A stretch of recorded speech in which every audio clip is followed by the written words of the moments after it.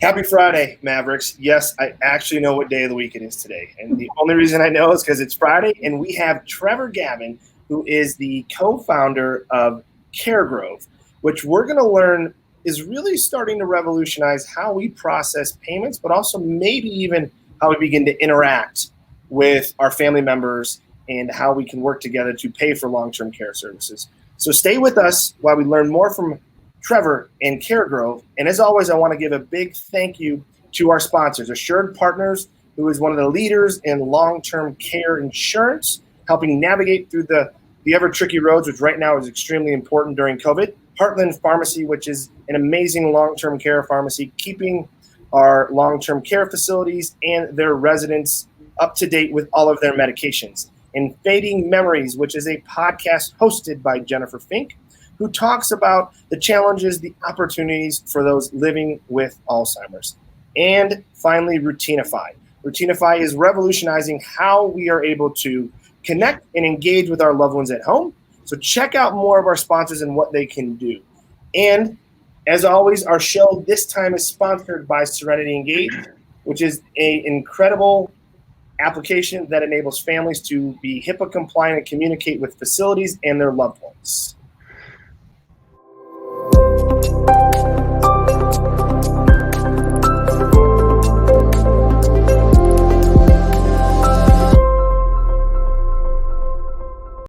And that is enough talking by me. So I'm going to turn it over to our chief inspiration maverick, Catherine Wells.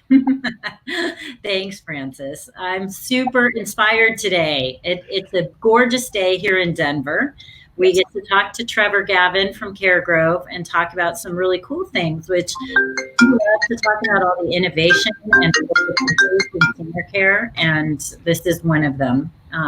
So those of you who are listening, please post your comments. We'd love to hear them. We want you to ask questions, tell us where you're listening from, ask Trevor what his favorite color is, whatever you want. Just make sure that you get your questions answered and be part of the conversation. We would love that.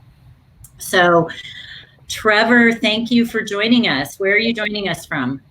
Yeah, thank you guys so much for having me. I've been a fan of the podcast and Facebook Live from afar, so it's really exciting to actually be here with you guys.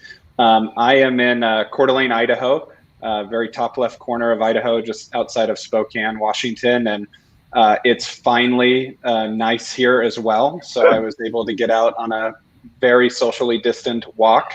Nice. And get a little bit of sun and no snow. So that's been tremendous. Very cool. Oh, I love it. I love it. Awesome. And so tell us really briefly, how are things there? Yeah, we are fortunate in northern Idaho to be have a relatively low impact. I think we have around 60 or so confirmed cases in our county. And so we've been fortunate enough to be pretty low on the statistics of COVID, and we're very grateful for that. And I know that's not the case for a lot of people that I talk to around the country. So we feel fortunate for that. Yeah, that's great. Yeah. Okay, so tell us a little bit, Trevor, about who you are, what you do in long-term care, and how you came to work in long-term care. Yeah, so I've been in payment technology for almost 10 years now. And the last company that I was at, that our whole company was at, was in the nonprofit space. So we did payment processing for nonprofit organizations, schools, universities, churches, and things like that. And we had a really successful company there. We were able to serve a lot of people and make a real meaningful difference. And then towards about 5 years ago, my co-founder and our CEO had one of his family members moving into a long-term care community, and they hated the payment experience, and they wanted to be able to put their payment on a credit card and have it set up on a recurring and be able to get points to be able to go to Tahiti, and that was what they were after. And so they approached us, they approached Jackson, and I think the quote was, "You're the credit card guy. You need to fix this problem for us." No pressure. No pressure whatsoever. Yeah, just revolutionize the whole payment experience in long-term care for us, and have that done by Saturday if could be. So we approached the community that they were staying at and asked them if they would be willing to pilot our software, and we made some tweaks to it and made it really feasible for their community and rolled it out, and they had good success with it. It really helped. People were going to Hawaii left and right, which was tremendous. And so we're fortunate enough that company was acquired, and then we came back and started looking at long-term care as a whole and saw how needed both on the resident and on the administrative side this was. So for the last 4+ years now, we've just been dedicated to this industry, learning everything we can about it and its pain points and how to improve the experience. So that's what I do on a daily basis when I'm not spending as much time with our son Bear and daughter Allie and my wife Julie here in Coeur d'Alene. And your son's name is really Bear? So his full name is Jamison Bear Gavin, cool. But he gets called Bear 99% of the time because he has lived up to the name in spades. Nice. Oh, that's so neat. That's really wonderful. I love it. Kind of before we dive a little deeper, are you seeing more curiosity around what CareGrove is and how it can be used given what's going on with COVID? Yeah, so to be really candid, I think for the last couple of years, we've been a nice to have, a should have, and a want to have. Okay. Communities hear that residents want to be able to pay, their family members want to be able to pay with a card or have options in paying. When COVID hit, we saw the biggest spike in interest in our company that we've ever seen. And that has to do a lot with contactless payments, which we see all the time. I literally saw a commercial from Chick-fil-A a few days ago that was talking about contactless payments to be able to buy Chick-fil-A.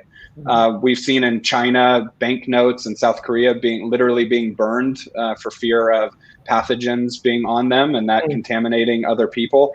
So there's been a massive push there. And then with lockdowns, with staff not being able to go to their community to be able to help the AR process, physically deposit checks, family members not being able to go into the community, but still wanting to be able to have different payment options. We've seen it, and we say we live in an ethical tension because this isn't the time where we want to really grow at the misfortune of what's going on in our country.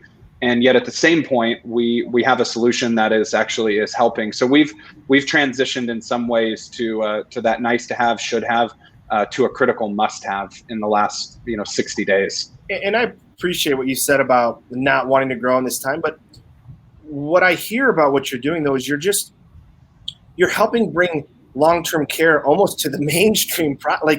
The idea that we haven't come up with a solution, what do we always say? We're about 10, 15 years behind in long-term care technology. So I think what is helping all of us is kind of take a pause and go, hey, this isn't as scary as we think it could be bringing tech into aging services. Do we have to do things differently and massage it? Absolutely. But I think we need to break that fear because so many people I've talked to is, oh, I can't figure that out. It's too expensive or it's too time consuming or people won't like it type thing. So I applaud what you're doing, and I think it's going to have leaps and bounds benefits for us years down the road because you're pushing the industry forward. You're enabling us to get more creative, which I believe right now because of COVID is showing our lack of creativity in how we build things, how we've structured, how we staff things, and we need a lot of creativity like what you're doing moving forward. Yeah, absolutely. Yeah, thank you for that. And that's been the case, and we've had to take a look at our offering and make changes too in response of COVID. Senior living communities are having to make changes across the country on security, preparation, on everything. And as a vendor, we've had to do the same. So how do we roll out something really quickly without a lot of IT resources because nobody has IT resource time. Nobody can market anything. Nobody can do a company-wide training. So how do we, pivot for our company to make sure we can get a solution out quickly without training, and that's going to save money and increase revenue during this time? So it's been a huge change for us, and I think that'll be the case for vendors in our industry as well, that we're going to have to really rethink how we serve communities during and post COVID. Yeah, and I agree. I agree. And I know Catherine is always about technology and pushing things forward. Mm-hmm. And creating efficiency. And I would say there are several of us vendors in the boat of that ethical tension that you described. And to that, I also would like to just say that thank goodness we had the thoughts and the foresight before this hit to be ready to serve during this time. And I really look at it as the ability to serve the community right now and create a little bit of peace of mind for family members, make them easier in any possible way right now. Yeah, that's right. And I think we all have we're figuring our part to play. Like, we do payment processing, and I don't think on the outset you might think that, some might think that that's the way to be able to tangibly make a difference for a community, but we have a part to play in that. So we're trying to figure out how do we help alleviate pain, alleviate time, alleviate costs, things like that, that I think all of us are trying to really figure out how to do more effectively right now. Yeah, and I can resonate with the comment that it's very difficult to deal with the payment systems as a family member in long-term care. There are literally no options other than to write a check or event or ACH. But if you want to put it on a credit card and earn some points, there should be options for that are not so costly. And especially now during COVID, if you want to keep some cash in the bank and put some things on credit cards. So we'll talk about that, but in alignment with that, I had a phone call from someone that I worked with 10 years ago that I haven't heard from since then, out of the blue the other day. And Trevor, you and I chatted about this earlier this week, who has 10 siblings, and the parents won't let all of the siblings contribute financially, but they'll let some of them.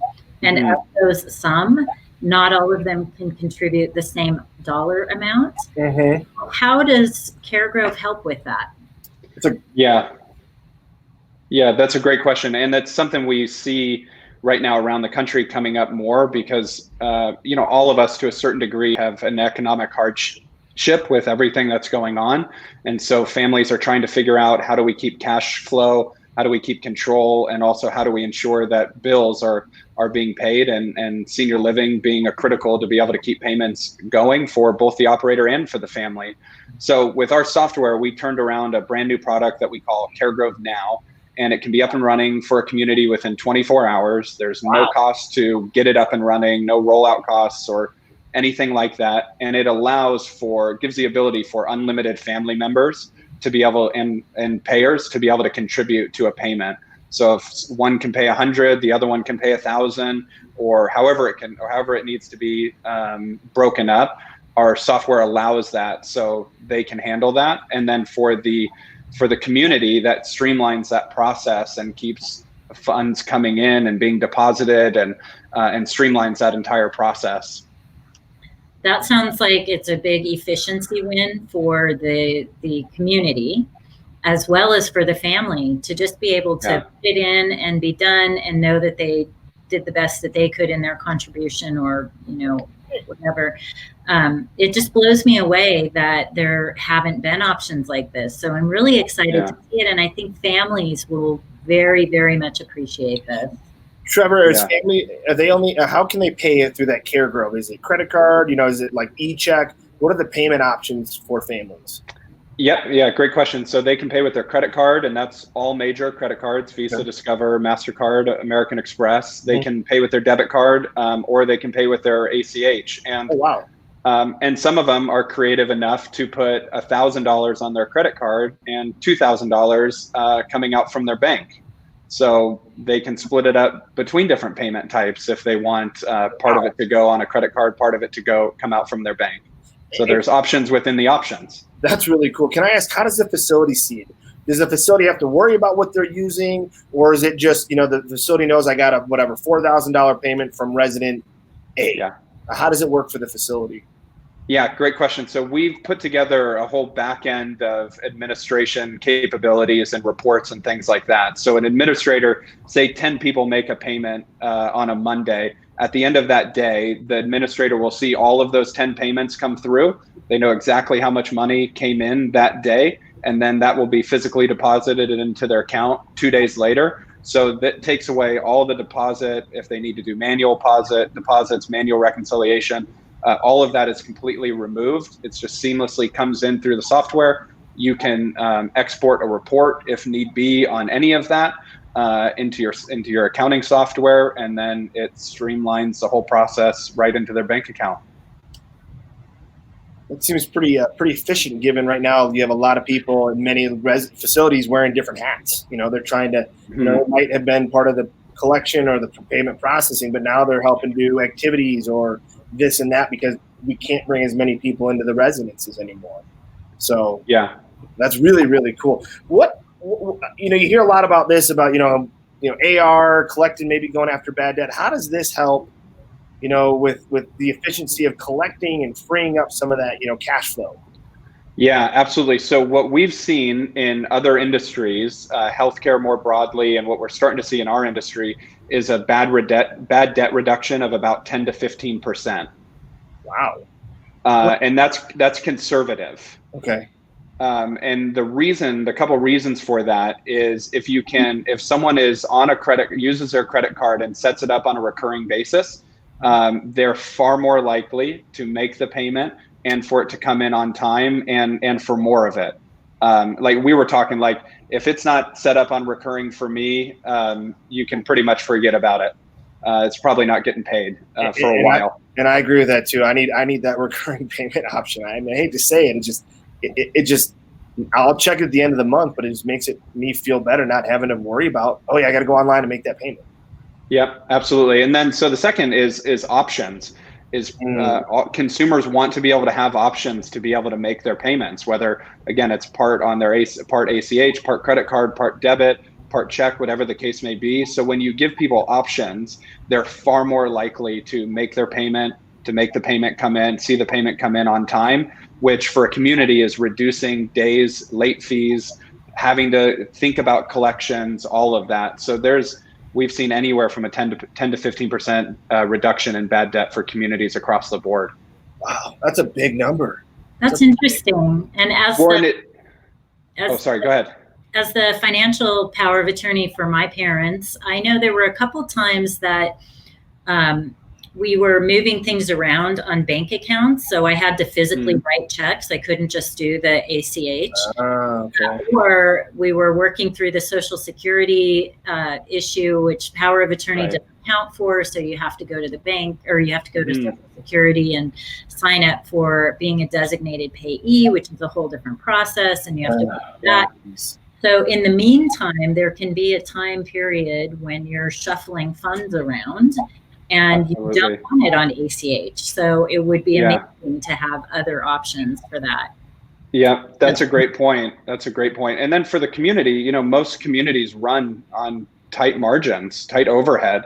And so to be able to see a reduction in bad debt is critical. And, especially right now with everything that's going on with COVID and related costs and things like that. So it's a critical component that we're seeing right now. And I actually think one of the most unique things that you said is options. I feel like right now in America, people want options, whether they use it or not. They just want to know they're not stuck in one way of doing something, right?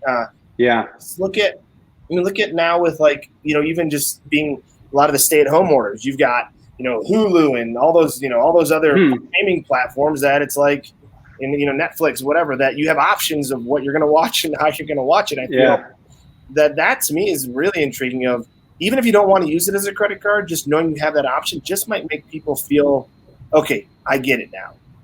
That's right. Yep, absolutely.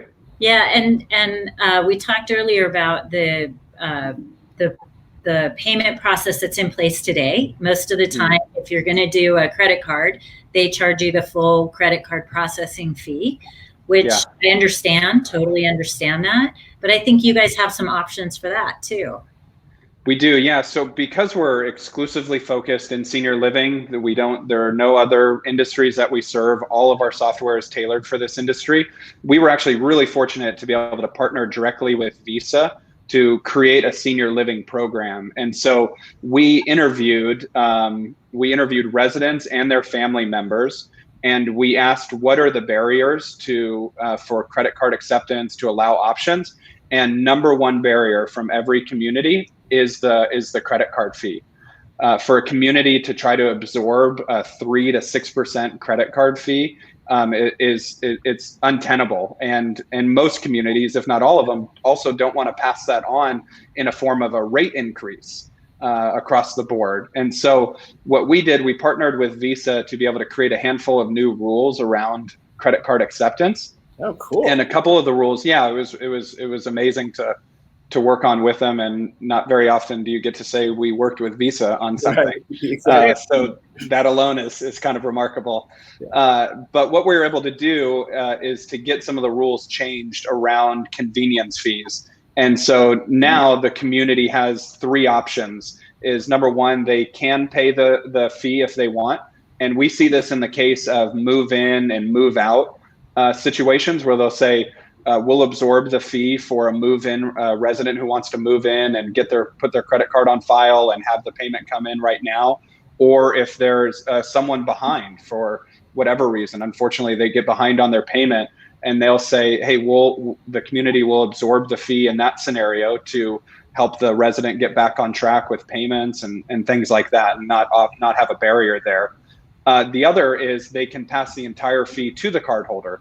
So again, when we're talking choice, the community can say, if you want to use this, there's a convenience fee associated with it. You will be able to get all your airline miles and your points and your cash back and things like that. But if you want to use it, there is a convenience fee. And then the third option is they can actually split it up between the community and the cardholder if they want. So if they want to pass a portion onto the cardholder, and then the community says, we will absorb a portion of it because we're seeing bad debt go down, because our time is more efficient without having to do manual entry and have to worry about touching checks and things like that, it's worth it to us. So a bunch of different options for communities there, which has been a resounding success, thankfully. That's really cool. That's really, really cool. We've got a comment here from Rochelle. She wants to know what HCA is. I think she means ACH. So that is what is it? Automatic clearinghouse, correct, for check deposit or e-checks, basically. Yep, that's right. Yeah, ACH, automatic clearinghouse, EFT, electronic funds transfer. There you go. So yeah, both can be used interchangeably. And it is a great question because we did use some acronym lingo here, so that's a question, Rochelle. So thank you for asking that. Mm-hmm. Yeah, thanks, Rochelle. So Trevor, we are coming up on time here. What action would you like our listeners to take after hearing this?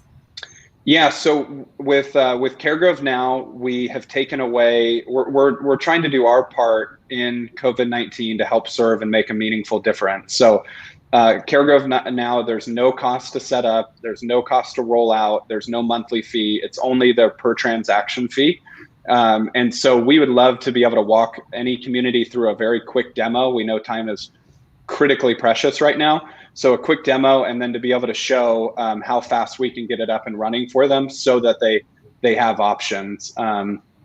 And you said 24 hours. It can be right. Is that what you said? I think earlier on in our conversation. Yep. Right? Yeah, I don't want to put your words in your mouth. So if it's that was huge for us. Yeah, 24-hour turnaround. Absolutely. That's incredible.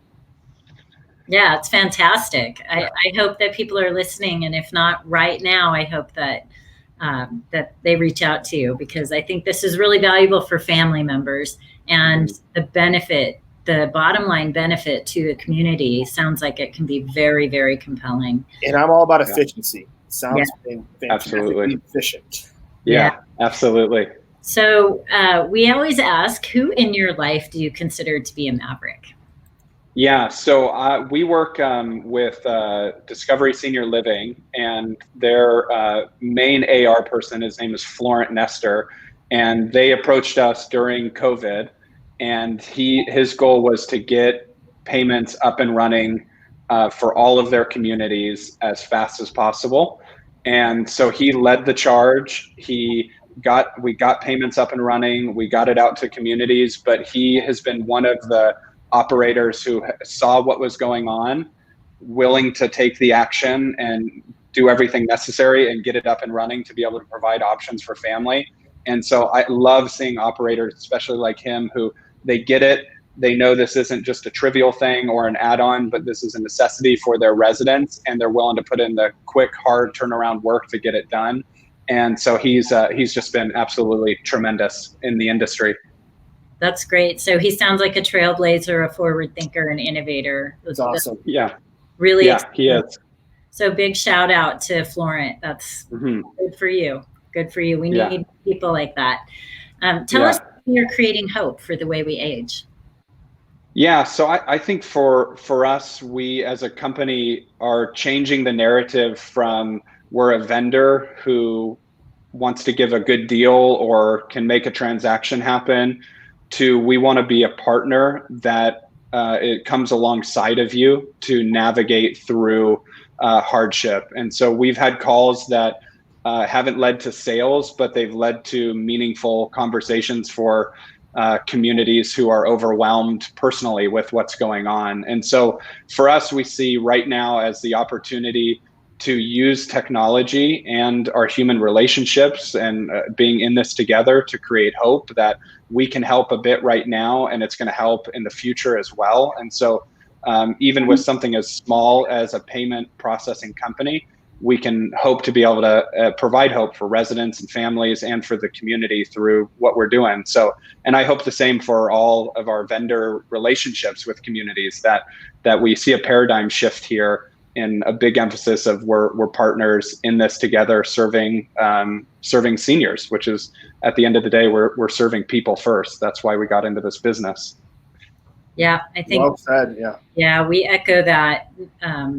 That's a really important statement. Paradigm shift. So, last question: standing 1 year from today, what do you hope we have all learned that we carry forward? Yeah, I hope that we all appreciate how much we need each other.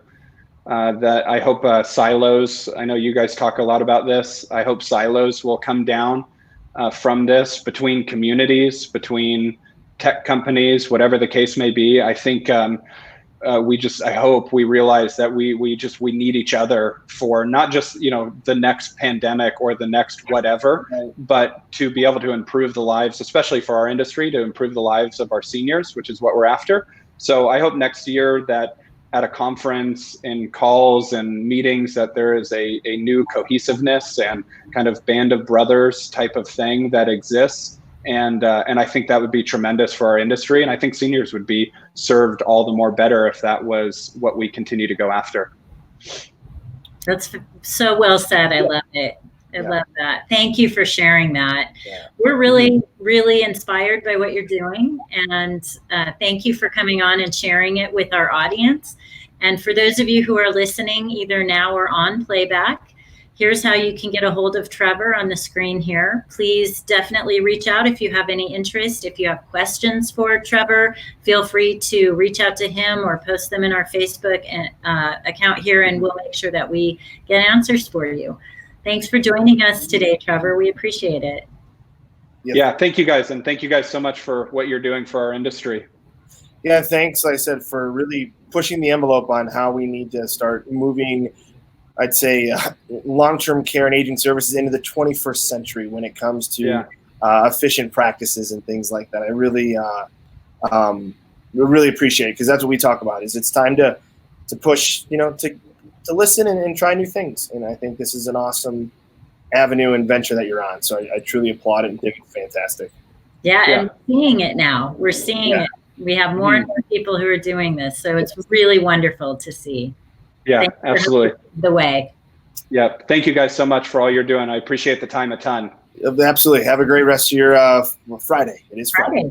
Yeah, I think so. Yeah. Thank you guys. Thank you. All right.